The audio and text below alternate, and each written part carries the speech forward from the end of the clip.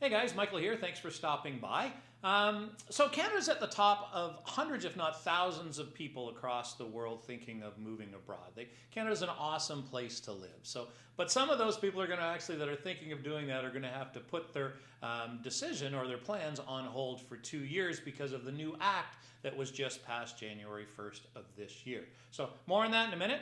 So if you could hit the subscribe button down here, guys, if you'd like to stay up to date on any local Barrie and Simcoe County real estate news, as well if you can hit this like or hit the bell, and what that'll do is make sure that you don't miss any videos at all. And also if you can remember to click the like button if I provided any information to you at all that has been beneficial.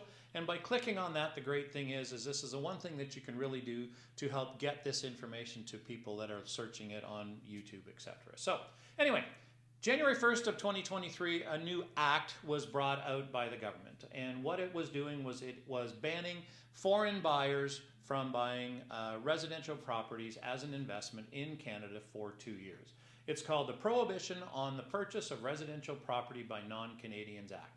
Pretty self-explanatory. Now, it was passed because of the rise in house prices during the pandemic, and they say it was done also to help make housing more affordable for those living in Canada.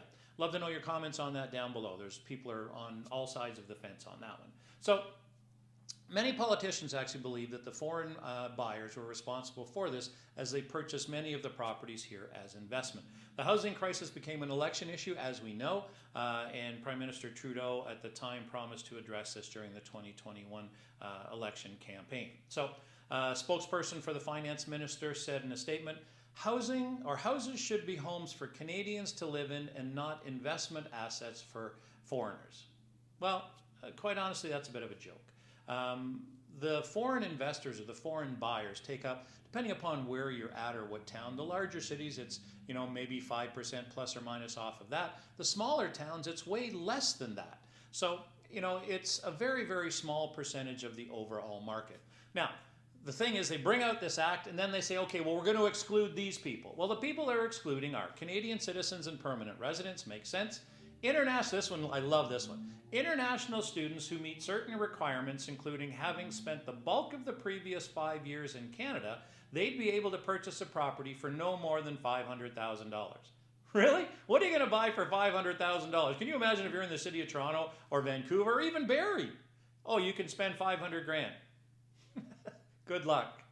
Anyway, workers who've worked and filed taxes in Canada for at least 3 of the 4 years prior to purchasing a property, why wouldn't you have to file all 4 years? I don't get that one.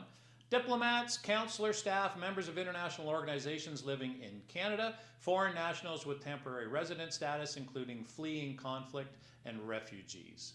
That's a great option. So the prohibition only takes effect in certain areas, and you'd have to look into that. Some of the larger areas, smaller areas than that are not affected by it as much. So here's the other interesting thing. Here's what it does not include, right? So it does not include buildings with more than 3 residents. So you cannot buy a single family residence, a duplex, or a triplex. But you can buy a 4-plex, you can buy commercial, you can buy pretty much any other property other than that. Recreational properties are not included. So in these different recreational areas. So what that includes is cottages, cabins, and other vacation homes. So could you not technically call the house they're buying here a vacation home if it's their second home? Don't quite understand that. Most likely it is their second, third, or fourth home. So just kind of wonder about that. It includes residential, but not cottage and vacation properties. Aren't most people investors buying second properties, investment properties? Who knows?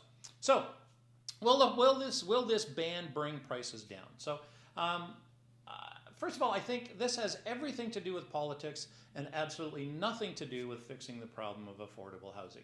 A lot of the people over the past wild belief that prices have been so crazy because of the foreign investors, and that's so far from the truth that it doesn't make sense to me.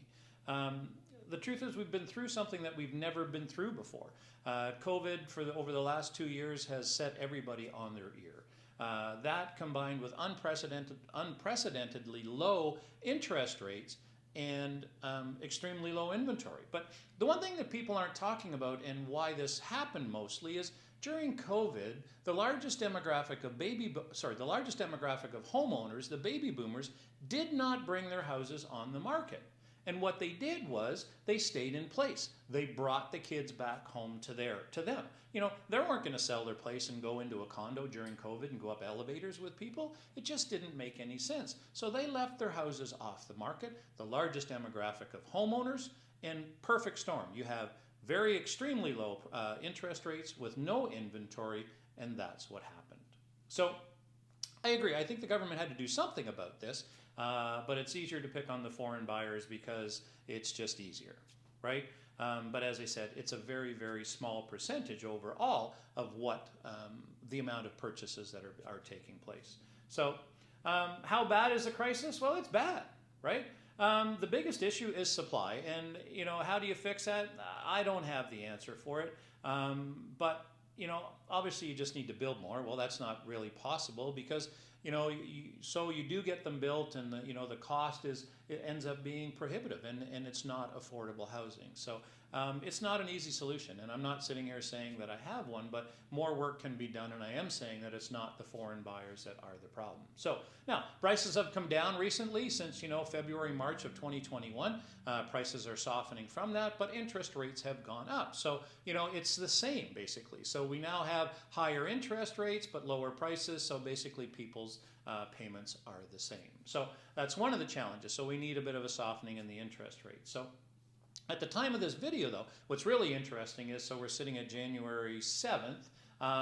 Last week we were sitting at 70 residential listings in Barrie. Now we're sitting at about 123. So inventory is increasing, which is another video that we'll be talking about. So that should soften prices a little bit, and that should maybe open the door to a few more buyers. So in a nutshell, foreign buyers are not the issue, guys. It's a combination of interest rates, supply, and other affordable housing options. Again, I don't have them offhand, but it certainly isn't the foreign buyers. So anyway, guys, if you'd like to book a call with me, please do so. Click the link down below. A couple steps later, you can set up a time. And if hopefully this information has been helpful, and if you have any questions at all, please reach out.